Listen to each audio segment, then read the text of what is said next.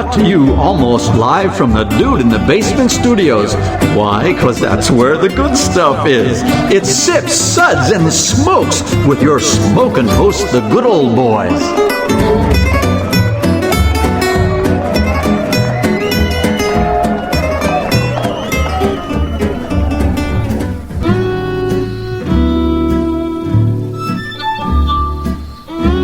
Suds, Suds, Suds. It's time for more Suds.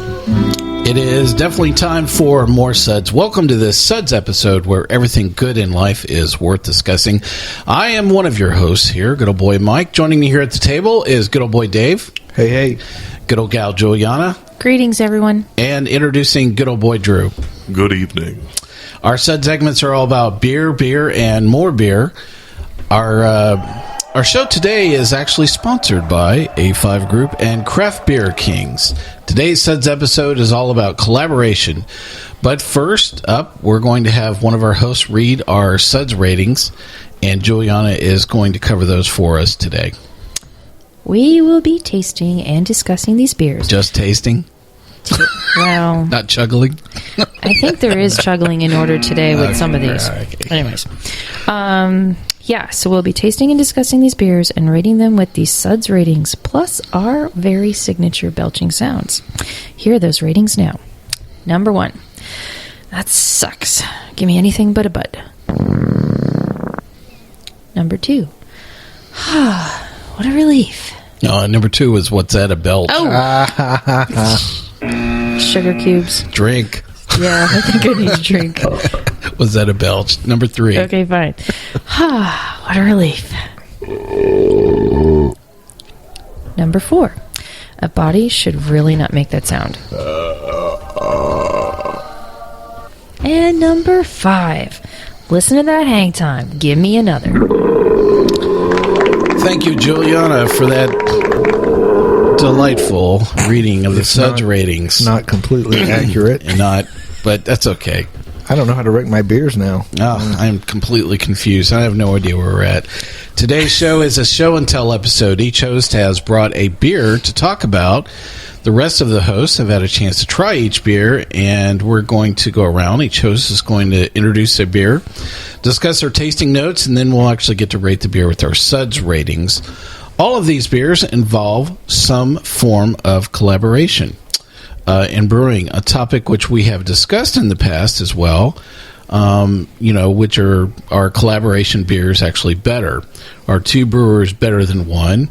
We'll revisit that question as well as talk about these beers today. I thought I would actually toss out a slightly different question to get us going on talking about collaboration beers, which is, are we seeing more or less collaboration beer, and possibly why? Anybody up for answering that one? I'll take that first. This should be entertaining. No, this is my serious voice, so you'll know I'm serious. I think that we're seeing more collaborations, and I think the reason that we are seeing more is in part because we're seeing more and more craft breweries open all the time. And, with technology and travel being the way it is, the world is getting smaller and smaller. And I think people, American brewers are really enjoying the ability to, even though they may be, one brewery may be in Colorado, another may be in Denmark or somewhere, or, wherever, it's still way easier to get together, collaborate, come up with something great, and get it out in the market. Yeah, I agree that definitely there's a lot more commercial brewing that's going on. I think it's just a excuse to get out of the brewery. Yeah, could be. That is one thing that I noticed. A conversation that I had with Corey King from Perennial Ale last year when, I was just getting to know him and chatting and stuff. It was very interesting how he was kind of marking time. he has a lot of things on his production schedule there at Perennial Ale. But it was interesting. The things that he mentioned very early on is, I'm going to go do this with Odell. I'm going to go do this with, Russian River. I'm going to go do this with New Belgium. And, he was almost marking time by the number of collaboration brews, as opposed to saying, you know what, I have this really great side project, Saison, that's coming out in 3 months. It was interesting that the very first things that he was going to, was talking about what he was doing with other brewers. So there's a tremendous amount of community as well. Oh, totally. I mean, and it's kind of like lends itself to this whole gypsy movement in craft beer making as well. Like love. I mean, as an ode to the Family Feud episode, the brothers. Yeah, the fact that they not only are gypsy brewers, but they're collaborative gypsy brewers. And it makes it really easy because, you go to another brewery, you say, hey, can I borrow your equipment? And then next thing you know, hey, why don't I just brew with you and make something really great? And, I mean, most of the time it works. Sometimes maybe it doesn't. But, you get an A for effort. But it's helping the community of craft brewers, sort of like... You're able to work together. It's like in an all-star band. You've got all these great band members from different bands. I gotta have more cowbell, baby. Wow! And then you add the cowbell. I got a fever, and the only prescription is more cowbell. Now, which brewer would be playing the cowbell? As they go, What do you think, Drew? I'm stroking my beard silently over here. Don't stroke your beer. Don't stroke my beer. I'll sip my beer. Well, we'll think about that story. But I agree. They're getting together naturally, and it's just a natural part of the outcome of that community, right? Yeah, I mean, and that's what for me helps make me love craft beer that much more, because you may have a great brewer, a great company, and then they don't mind hanging out with somebody else and doing something collaborative. Yeah. They don't mind. In fact, they love it. And that's what's so cool is everyone's like very down to earth. As an anecdote, I've got a very strange beer background. I sort of backed into my background. Oh, he's getting into my beer already. I know, right? I did some restaurant consulting for a bit and started consulting a client that wanted to open a brew pub, and so he flew me out to the Craft Brewers Conference in Washington, D.C. Back in 2013, I want to say. And the first thing I noticed is the first thing that a lot of people notice and is written about on any industry blog, the craft beer collegiate atmosphere. Everyone wants to see everyone succeed. A rising tide raises all ships, if you will. Oh, sure, because it helps take down the man.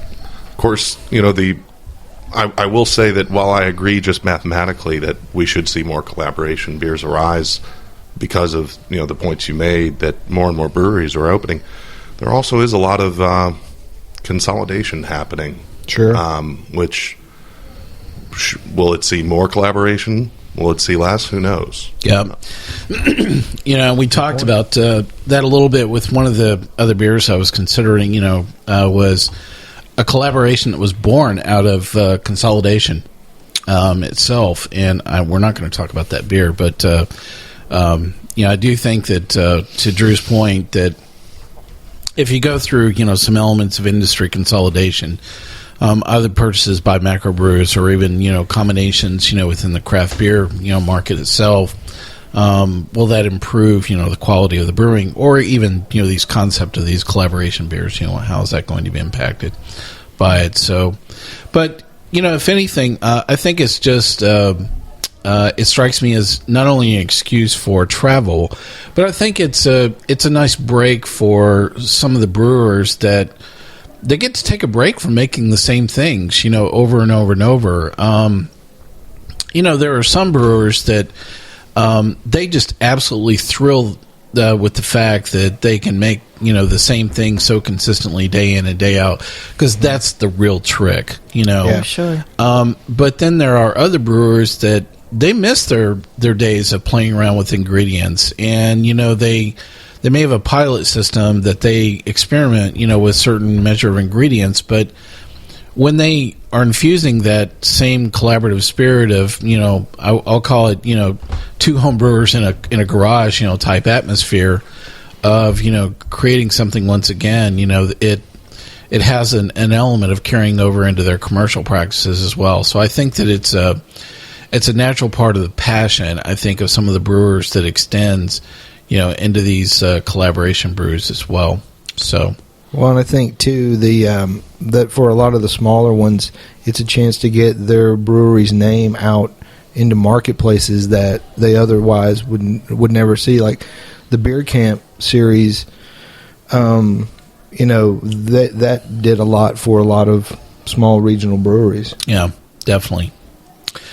Well, let's talk about the beers that we brought today to introduce those beers to our audience, and then after we go through this quickly, we'll step around and talk around each of these beers. So, Dave, what beer did you bring today? So, the beer that I brought is called The Beacon.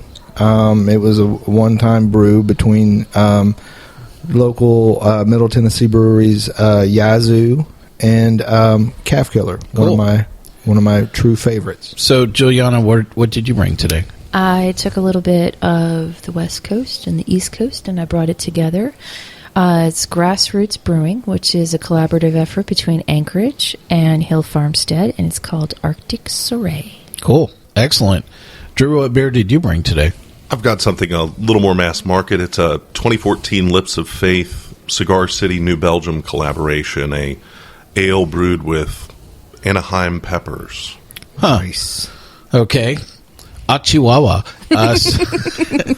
And the beer I brought is from Westbrook Brewing. It's a Westbrook Brewing. I need some more beer. It's Westbrook and Stillwater. It's called Big Tasty's Backdoor. I know Dave he can't get enough of this, so he just loves the name of this. So those are the beers that we get to talk about today. We're going to go through again each of these beers, and each host is going to introduce their beer, get to offer up their tasting notes, but not their Suds ratings. And then the rest of us will get to pound down and see if we actually like the beer that you brought. So those are our show and tell rules. All right, Dave, you're up first. So let's talk about this beer from Yazoo. And Calfkiller. And Calfkiller. Yeah, I'm sorry. We de-emphasize one and emphasize the other. No, I just know that Yazoo bottles the beer, so that I guess that's why I think of it as a Yazoo beer. So, well, so as anyone who has lived in or traveled through Tennessee knows, it is not the friendliest of beer states. We did have the highest, I believe, beer tax, and now we have almost the highest beer tax. But in 2012, Yazoo Brewing and their head brewer and owner, Linus, decided to take a stand, and he collaborated with the Sergio brothers at Calfkiller. The Beacon shines a light on Tennessee's crappy beer tax, and it is an ale brewed with smoked German oak smoked wheat malt, Tennessee honey, a little bit of Calfkiller's roasted coffee, and uses Calfkiller's house yeast strain, which I believe is Belgian in origin. I cannot say this is my favorite beer from either brewery, but the reason I brought it tonight is because I think it was brewed for a really good cause, and it shows that collaborative brews can be more than just fun. They can really be used to help the beer community and small businesses in general. So, some other things I know about this beer is they actually crafted this beer, specifically for this, marketing awareness, around the beer tax here, and it actually was born out of the Tennessee Brewers Guild, and specifically so that they could demonstrate the solidarity that they had, and equal taxation, across the board. And so this was it's an interesting way of using, your beer to make a point, at the same time, making great beer. So a couple of interesting facts is that Calfkiller, based in Sparta, Tennessee, does not distribute it in a bottle. And so that's the reason why some of you are going, I've never heard of Calfkiller. And the reason why is because it's a very regional, distribution base. And we all love, Calfkiller. I mean, Dave and Donner, they're awesome. I can't say enough great things about their beer. Plus, I just love the name of their beers. I mean, who doesn't love the name Sergio's Old Evil Ass Bullshit Ale? I mean, that is just such a killer name of beer. I think he sits around and just comes up with stuff like that all day long. That was actually named for their dad, by the way. Yeah, well, I just the two, Dave and Don, are just, they are so charismatic. I mean, if you think their beer is good, their personality is just amazing. I just love to sit within like 10 feet of them. They're just so fun to be around, and they love what they're doing. And it was really great that people were able to finally obtain some beer that they had a hand in making. Because normally, again, their distribution is like about 150 miles, around Sparta, Tennessee. And so this enabled a lot of their beer to actually travel in a bottle where it had not previously gone. So that's great. So what are some of your tasting notes on this beer, Dave? Well, bearing in mind this beer was brewed the last part of 2012, so I do think it held up in the bottle fairly well. Having said that, smoked malts are not everyone's forte or their favorite taste. To me, the aroma was a little bit like a sock, not a punch, an actual sock that you put on your foot. Once you taste it, though, you do get a hint of the smoked malt. I didn't pull a lot of roasted coffee flavors out, but I did get a little bit of the honey sweetness in the back. So I thought it was, I think it's a pretty decent beer. Yeah. Julieanna, what did you think about Yazoo and Calfkiller's Beacon here?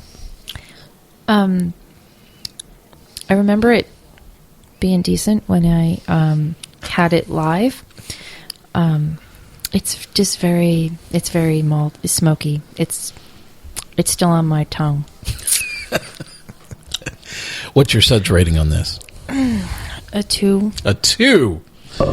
Was that a belch? Sorry. Drew, what'd you think about Yazoo and Calfkiller's Beacon here? Well, I unfortunately did not get to taste it when it was fresh. Having tasted it now, I must agree that it is definitely smoky above all else. I didn't get any coffee, more of a light, nutty undertone to it, if anything. I'm going to have to give it a 3. A 3. Ah, what a relief. My tasting notes on Calfkiller and Yazoo's Beacon are... so I actually wrote down this was kind of a bit citrus forward, bitter, and I can't read my other word. So pathetic. You can't read it, or you can't read it out loud? No, I can't read my own handwriting. I don't know what I was saying there. Anyway, the one thing I can read here is that this actually got better with time. I have to say, when it was first released, I was like, I am not a fan. But then I'm not a fan of smoked beer. Right. So I'll own up to that. There are two things that I don't like: hibiscus and smoke. Wow. Which are both in this flight. But anyway, I really didn't feel like the smoke was overbearing. It was actually fairly subtle. And I actually think this beer got better in the bottle. So I was not a fan when it got released. And I think this actually moved to the point that, I think people can consume this on a routine basis. So my Suds rating for Beacon and Yazoo is going to be 3 as well. What a relief. All right, we're out of the chute, but we're up to the point of taking a segment break here. So we'll take a quick break right here and come right back and talk about more collaboration beers.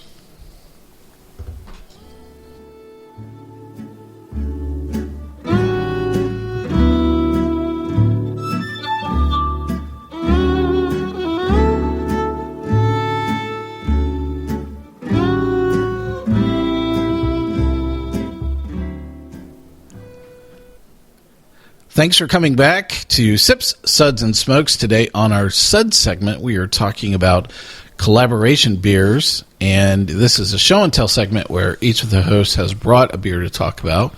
We've talked about one of those four, which was Yazoo and Calfkiller's Beacon, and up next is going to be Julieanna with an interesting beer made out of that has hibiscus in it. I can't wait for this. Mm-hmm. Okay, then. So, Grassroots Brewing Company is an offshoot project of the illustrious Sean Hill from Hill Farmstead. Yay! He had this beer contract brewed by Anchorage Brewing Company. Yay! Another one. And as you crafty beer geeks know, both of these breweries have a love for the things that are soury and saison-y in the world. So, yay to them. Okay. So, this is a Saison/Farmhouse Ale that was brewed with our illustrious Brett, some lime juice, and yes, hibiscus. All of which is wrapped up and aged in some oak barrels. Cool. Sure, redeem yourself. Fine. I'm working on it. Whatever. To me, this tastes like a lovely funky Chardonnay. It's got the color of a grapefruit. It's a really pretty looking grapefruit, and to me it even has that taste. I mean, I know it's lime juice that's in there, but I get that somewhat, grapefruit rindiness out of it. And I do taste the hibiscus, and I'm a fan of hibiscus because I like hibiscus tea. So sorry, there's that. But I think it's a really interesting collaboration, and I'm so thrilled I was able to get it. Cool. Remind me, it's Hill Farmstead and Anchorage. Anchorage. Okay. All right. Cool. I just wanted to make sure. Drew, what do you think about this beer from Hill Farmstead and Anchorage? I have to say, upon first taste, I was not too sure what to think. First note I wrote down was effervescent. It's definitely light, little on the drier side. I got lime. The color is certainly grapefruit, hands down. The hibiscus didn't shine through to me. Just a mild floral undertone. I got it on the nose, but it didn't come through in the taste. I did very much enjoy it. And what's your Suds rating on this? I'd have to say that's a solid 4. Wow. A 4. A body should really not make that sound. The name of this beer is Arctic Soirée. And I don't think you mentioned that, or I was asleep at the wheel when you said basically everything. Sorry. Actually, it's difficult to look at you. I'm staring straight at Julieanna tonight because she is wearing a hat. With the logo on it. A hat with a logo for the wrong hockey team. But you're that's hard right. to look at. She's wearing a winter cap anyway. So Mike knows how to talk to the ladies. You're kind of hard to look at. I've insulted her wardrobe. I've told her hibiscus sucks. I have no idea where to go from here. Please save me, someone. You better rate her beer highly. This needs more cowbell. That's what this needs for sure. All right, so Arctic Soirée from Hill Farmstead and Anchorage. Say that right? I always say Alaska. I always get Alaska Brewing and Anchorage. Always, Anyway, this is pleasant. I thought it was a mild sour, sweet, just really great balance. I think of all the hibiscus, spice beers I've had, I love this. This is really good. I thought about declaring this a chick beer when I saw the ingredients, just because I say hibiscus and chick beer rather quickly. But I have to say this is a very good entry level sour beer. I would say for some people that are just kind of getting into sours, I'll almost declare this a gateway sour beer because it's very pleasant. You saw me pour more of this after I finished my samples, so that's a dead giveaway. My Suds rating for Arctic Soirée is a 4 as well. A body should really not make that sound. Dave, what do you think about Arctic Soirée from Hill Farmstead and Anchorage? First off, before I go into the beer, when you mentioned Julieanna's wardrobe, you probably couldn't tell because she's sitting across from the table from you. She is also wearing red Doc Marten shoes with cat heads on them. So that does not fit the Blackhawks hat, Blackhawks jersey, and cat head shoes. So that's my wife, everybody. Oh, man. Take my wife, please. So Arctic Soirée, I agree with you. It's not a sour aficionado's go-to beer, but it's very drinkable. It's very approachable. It's you're saying this would not win awards at the Cantillon? No. Tasting. But you know what? I bet they'd drink it. Yeah, I think in a blind tasting, I completely agree. Yeah, you leave the word hibiscus out and serve it up. Power it down, baby. They'd be like, "What is that one?" This is a very rare Belgian Gouset. Yeah. The yeast is from a very tiny remote village in Belgium. You've never heard of it. There are people in Europe that are actually picking the hibiscus flowers by hand in Belgium just to put in this beer. Fabulous. Small children, their fingers. Yes. I agree, yes. So they don't bruise the petals. I agree. Exactly. Yes. So, and the hills are alive with the sound of music, too. Yes. But I do get strong citrus from this. I also got a little bit of salt. Maybe just be the acidity from the lime juice coming through in a way. But I did like the play between the lime and the hibiscus. I agree. Probably the most hibiscus has been said in an episode ever. No. We had the hibiscus Gouset at Cheeky Monk. Yeah, remember that? That's right. Yeah, we said right. hibiscus a few times then. I don't think it was Gouset or Goza. It was something else, hibiscus. Anyway, you couldn't hear us anyway. It was so loud in there. Yeah. All I could hear was Michael Jackson music. Cheeky monkey. So, but yeah, I really enjoyed this beer. And I think pretty much anyone who likes beer could enjoy it. I gave it a 4. A solid 4 as well. How about that, Julieanna? Have we redeemed ourselves? We made fun of the word hibiscus so much you thought the beer was going to suck, and it was really good. So, excellent. Thank you for bringing that. Up next is going to be Drew. So, Drew, tell us what beer you brought and all about it. All right, so it is the Cigar City New Belgium collaboration from the 2014 Lips of Faith series, released October 2013. It's 8.5% ABV. The tasting notes: Belgian yeast, some Anaheim and Marash peppers, citrusy hops, aged in Spanish cedar. I will say I had this when it was fresh, and the hop aroma, the esters were very present. It was very fresh tasting. The cedar was very pronounced. I thought at the time that it was worth sticking back for a little while, so I did. And I have to say that the hops mellowed a bit, which is kind of what I wanted. I wanted a little more pepper out of it on the first taste, and I'd say that it came through, although with a little warm smokiness to it that I did not anticipate. I wonder if that's the cedar coming into play.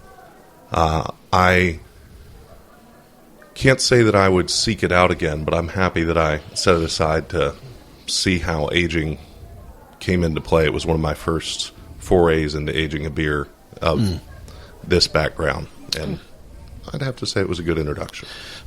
Well, thanks for bringing this beer. And so Drew and I were talking, before the episode today that Reverend Mark and I were actually at New Belgium on the day they released this beer. And so we actually got to taste it, fresh. I mean, just right there while we were at New Belgium in Fort Collins. And I remember, how that moment went, because we didn't know that was happening. It happened during GABF for 2013 is when they released this beer. And my first reaction was, yay, this is New Belgium and Cigar City, And then, they passed out the tasting samples, and I had, in both Rev and Mark and I had this just lackluster moment. We were like, ooh, hey, can I have some more Ranger? So it was really this, kind of lackluster moment, that we had, right there. I was really excited with the collaboration, but it just did not, strike us as something that we really liked. There was something about, I don't know, just it was off balance. It was just, it was almost brash, what I thought about it at the moment. My tasting notes for this particular bottle that Drew brought for this particular episode, I thought that it was kind of malt, hoppy, a bit of citrus. I did not like the bitterness. It wasn't a pleasant bitterness.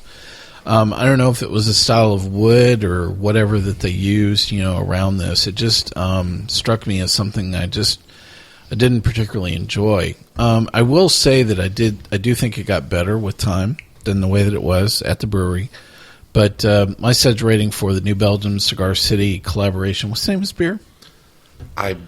It's not named. It's not named. It's just called the collaboration. Anyway, my Suds rating for this beer is a 2. Was that a belch? Dave, what do you think about this New Belgium Cigar City collaboration?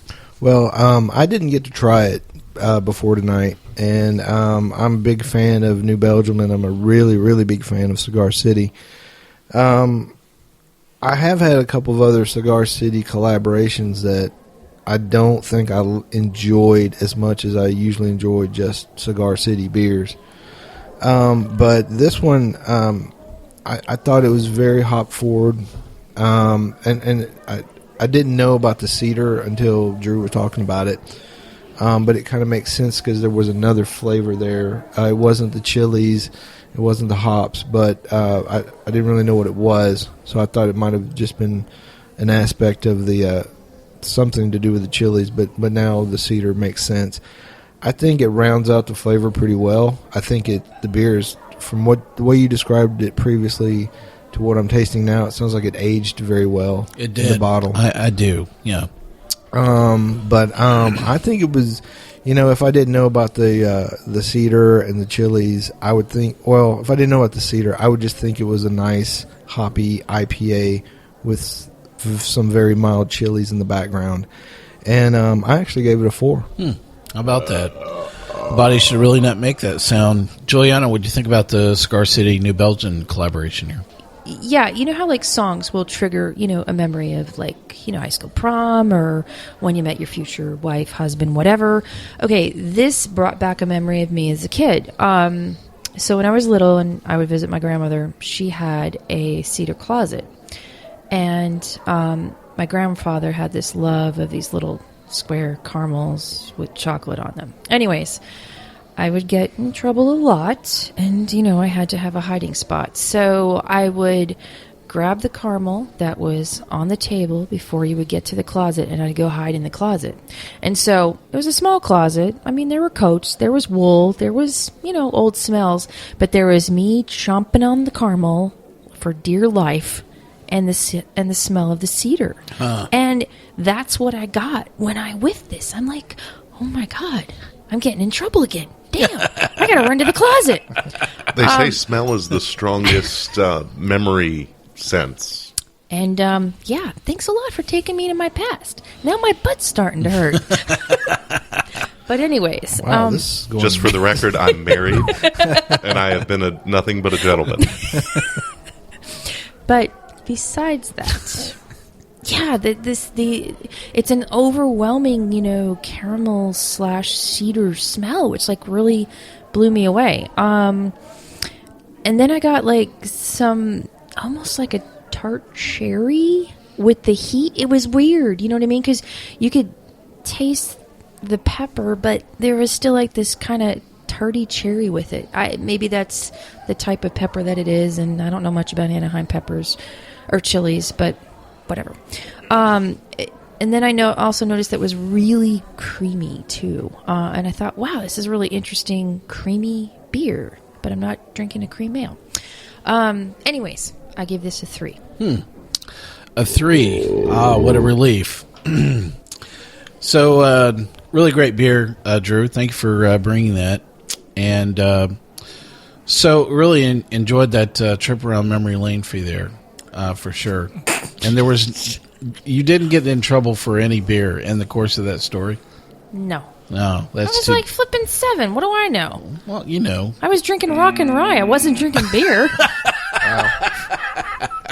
I knew that it was going to come around to that somehow, some way. Well, we've enjoyed talking about 3 of the beers so far. Listen, we're going to take a segment break here, and we'll be right back. I'll talk about the beer that I brought, as well as we'll probably talk a little bit more about collaboration beer as well. So come right back.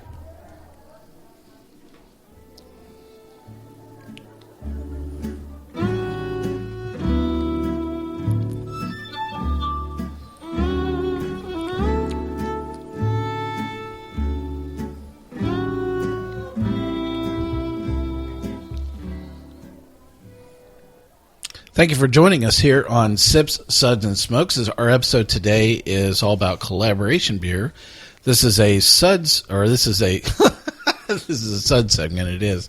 This is a show and tell show where each of our hosts has brought a beer, and I'm just drinking too much and have no idea what's going on. Anyway, so next up is the beer that I brought to share with everybody, and Dave is such a huge fan of the name of this. Say it. Backdoor, baby. Well, don't say that. First her butt's hurting, and now you're talking about back doors. That's right. In your Barry White voice. That's right, my Barry White voice. I'm going to be talking about the Westbrook, Sweetwater, Stillwater, Big Tasty's backdoor. That's right. Wow. Take them clothes off. Take them shoes off. I want to see them cat socks, baby. All right, so that's a different episode. Wow. Get your stuff, honey. We're going on. All right, so this beer is all from yours, Drew. Yeah, I know. This beer is, this is a slightly different twist on the concept of collaboration. So most of the beers that we've talked about have been a couple of brewers that get in a room. They're like, "Hey, let's make a beer."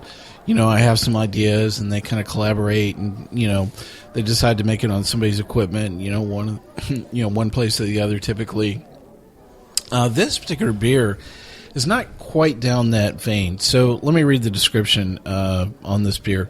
Westbrook's Big Tasty Backdoor is a remix on Stillwater's Cellar Door Saison. A number of herbs and spice known for their therapeutic properties are added to the expand and cleansing aspect of white sage in the original recipe. Then at bottling, they actually added bread for a funky complexity that will develop over time.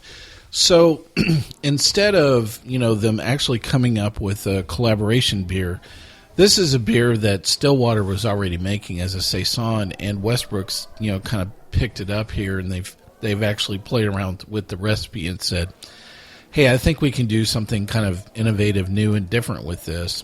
I suspect that part of it is I don't know that Stillwater has a sour line, and so they maybe just didn't want to introduce any bread in their equipment at all, and so that may be something that basically they had the access of doing that at Westbrook itself.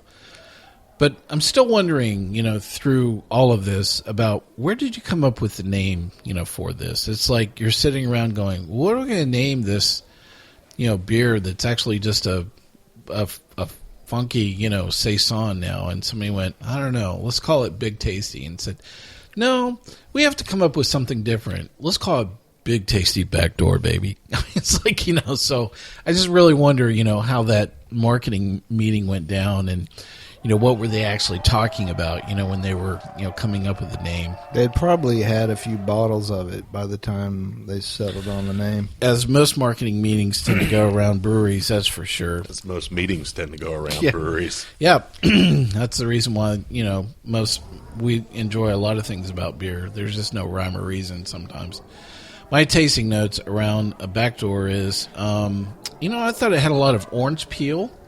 On it, I thought it was kind of funky. The bread off this is kind of light. It's really well balanced. So this is a very interesting beer. I must confess, I had not tasted this beer before bringing it tonight. I knew the story, but I didn't know the beer. So it was an interesting add into the mix here.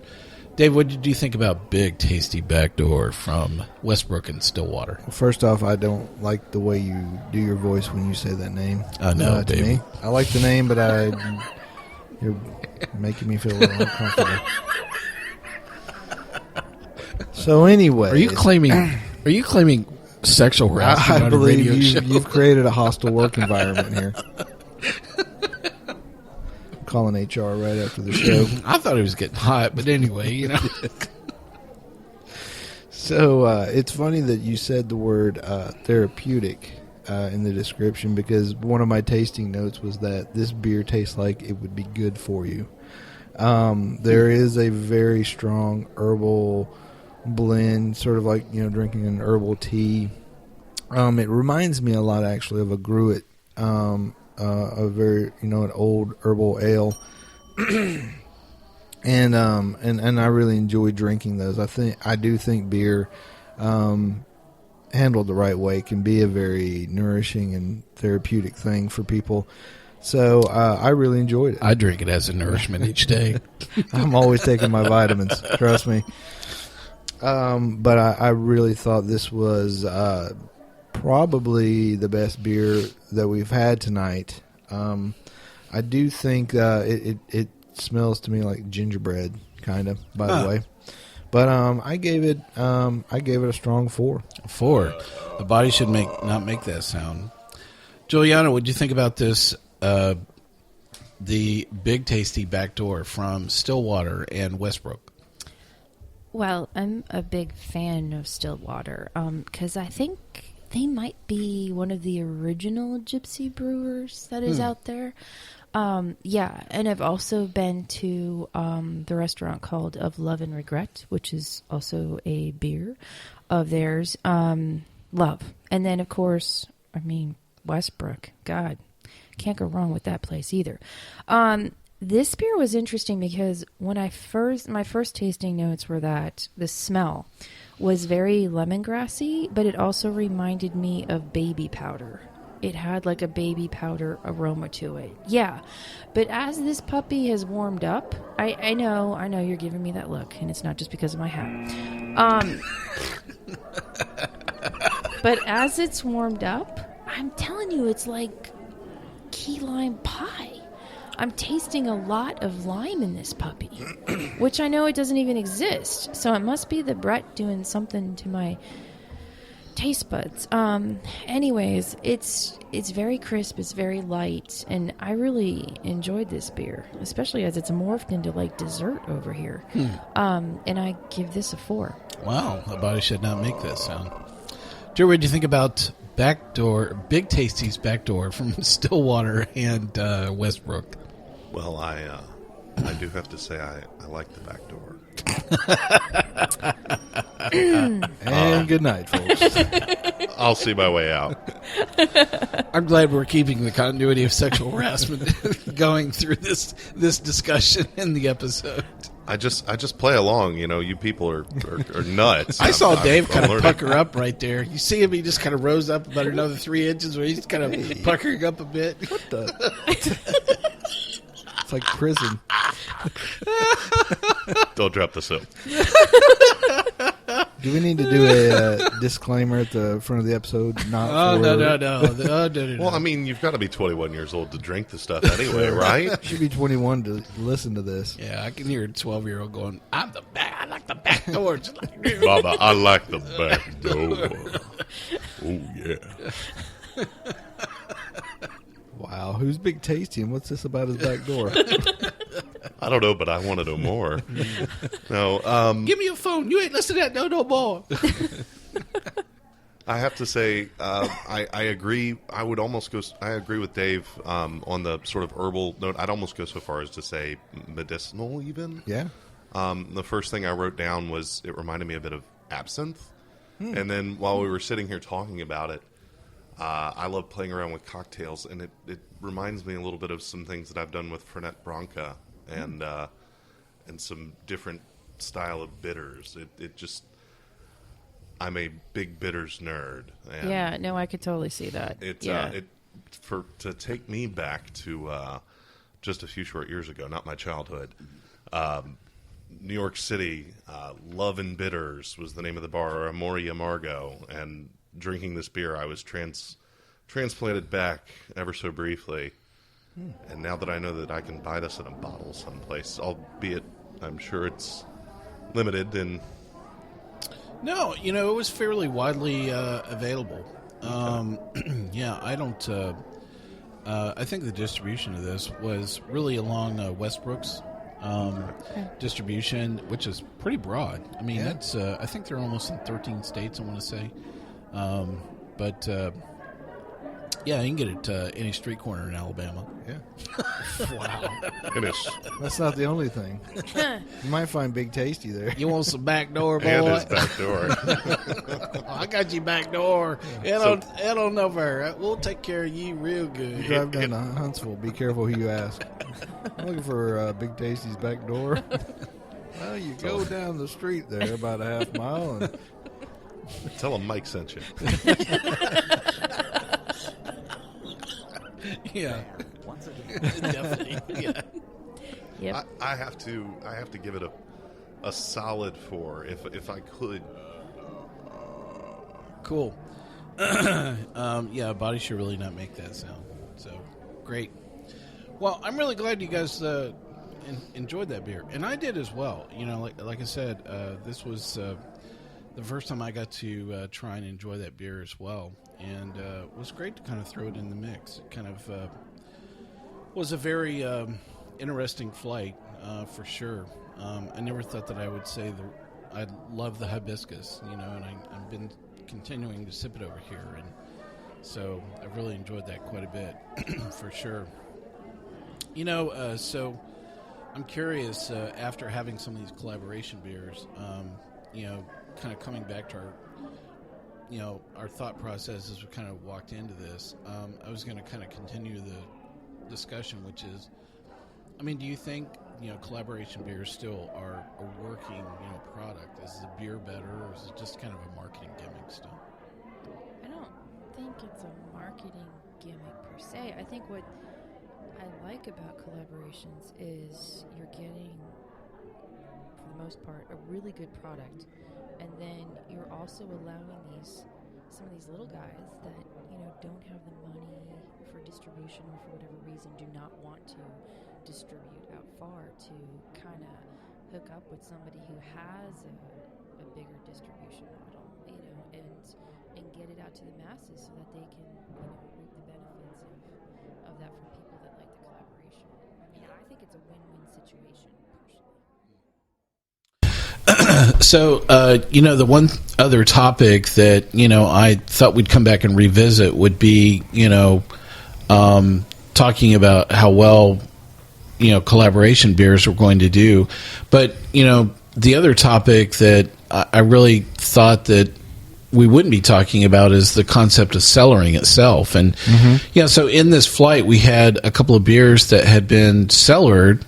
And I have to say that I was pretty surprised. We've had some interesting discussion about aging beers in the past, and, I've had a lot of heated topic, from, some of our listeners, as well as, other people, in the beer community as well. And if you had told me that the beers that had been cellared would do well, I would have said no way, because they're just not in that profile. The Beacon was a beer that was one of the beers we had cellared, and outside of 6 months, I would have said no way that beer is going to improve. The other beer we had that had been cellared a bit as well was the Cigar City New Belgian beer, and I wouldn't have guessed that beer would have improved either with cellaring. Any surprises for you guys, about that, and the type of beers as well, that's cellared? I'm not. Actually, I'm not that surprised about the Beacon, just because, smoked malt, a lot of people very quickly get heavy-handed with it, unintentionally. Smoke, and this is from a brewing experience, it's very, very easy to overdo it. And beer, luckily, is very forgiving for the most part. Give it its time, and it may take a year, it may take 2 years, it may just take a few months. But if you give beer enough time, often it will. If it's not great right at the beginning, a lot of times it will develop character over time if you store it properly. Yeah, so, I mean, if you guys had walked into it, would those have been some beers that you would have chosen to cellar? No. Yeah, neither would I. I mean, Julieanna's shaking her head. No offense, but no. Yeah, I know. Yeah. It doesn't fit the profile. It really doesn't, because part of what we talked about is, you're really kind of looking for things that are high gravity. You're looking for things that have, a flavor profile of complexity to begin with. Things that, a lot of stouts, a lot of porters, a lot of, Sours. imperial versions, sour lambics, blended beers, tend to do things, and things that are constructed for bottle conditioning as well. You don't want something that's been barrel aged and then they throw it in a bottle and you're like, oh, it's going to get a whole lot better in the bottle. I'm going to get a lot more of the barrel aging. Dude, you just took it out of the barrel, so it's definitely not going to improve much better in the bottle unless you love the taste of glass. But yep. So I think that when I think about both of those beers, they just don't kind of fall in that profile, and I would not have naturally, selected those beers, to cellar or age. So I'm shocked. I am yet again, educated through our own show because I don't know. I kind of been on the bandwagon. People are like, "Well, I think this will do really well with aging," and I go, "No, drink it, man." Wonder if people are going to start. Canning is becoming more and more in vogue, and it's more cost effective these days and more socially responsible. I'm wondering, they're less prone for oxidation and light. Can't get in, so I wonder if more people might try, canning a big barley wine and seeing if that would age well. Well, so I have a quick 2-minute story here, and then we'll wrap up. So, one of the beers I had this week, excuse me, hang on, was I was down in the cellar and I was like, I'm kind of in the mood for something different. And I ran across a can of Three Beans from Six Point, and Julieanna and Dave are going, oh yeah, I remember that beer. But you know what? I haven't seen it released since we had it. So this is almost 2 years ago. If not even longer than that. And I actually had one can left. And I was like, I wonder what this will be like. And so, sure enough, I popped it open and I'm like, I wonder if this will get better. Because I had remembered, some impressions that we had, at least that I had about that beer was that I just didn't think it had enough coffee, in it. And the marketing concept and the beer just, I don't know, because wasn't matching up, and I just didn't. I was like, "This is not a really good porter to begin with." It's kind of thin. Yeah, and so I have to say that it was exactly the same. Okay. It had all of those good same. To know. It had all of those same characteristics, that we're talking about. You're right; it was thin. It didn't have enough coffee. I still was like, the porter is still not there. I'm glad they didn't make more. So it was like frozen in time. It was, yeah, and so it was an interesting, experiment, just with a beer that I would not have typically, saved like that in a bottle as well. So, but that's good. I mean, that's good to know that if you find something in a can that you truly enjoy, it'll be fine. You're right, you can hold on to it because it's sealed. I mean, as opposed to capped, and oxygen is still going to make it in through those caps, even if you have those oxygen-free tops or whatever. All that Westbrook Goza we have, so we know it'll stay good for a while. To get us through the hump until it's released. Yeah, again. Definitely. Well, let's work on wrapping up our show for today. It's been a great discussion. I really enjoyed all the collaboration beers that we got to chat about for today. Thanks to all our listeners here on Sips, Suds, and Smokes. You can catch all of our episodes online on iTunes, SoundCloud, TuneIn, Stitcher, YouTube, Uncle John's Basement, and Spreaker, our native media host. Our terrestrial radio stations are always expanding, and if you would like to hear this show on your favorite radio station, send them a 2-year-old can of 3 beans. Actually, I will say, send them that really great beer from... with hibiscus in it from where's Anchorage it from? And Hill Farmstead. Yeah, I knew I'd screwed up. Anyway, they'll enjoy that. They might put us on the show, put us on the air anyway. Listen, you can reach us online anytime. Our email address is info@sipsudsandsmokes. I love to hear from you. It's really great. Dave, how can fans send you a SS Brewtex flagship 7-gallon fermenter? The Chronicle. Well, just send me a gift certificate to leave the cork in at sipsudsandsmokes.com. Absolutely. You did want that one, right? Oh, yeah. I got the right one, right? Oh, yeah. That's oh, the right one. Yeah, baby. Our daily tasting notes flow out on Twitter every single day. Our handle is @SipSudSmoke. Our Facebook page is always buzzing with lots of news. Sip, Suds, and Smokes is sponsored by A5 Group and Craft Beer Kings. Do us a favor and take the time to rate this episode if you're listening to us online. That's a big help to us, and we get to see your feedback as well. I want to thank my co-host for being here today. Dave, thank you for joining us. Thanks for the tasty back door. God, he's been waiting hours to say that, hasn't he? Julieanna, thanks for joining us today. Now everyone will love hibiscus. Oh, yes, I definitely will.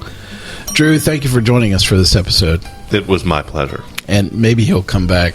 I doubt it. I don't know. You guys are kind of scary. I hope so. Listen, it's good old boy Mike asking you to join us once again and keep on sipping.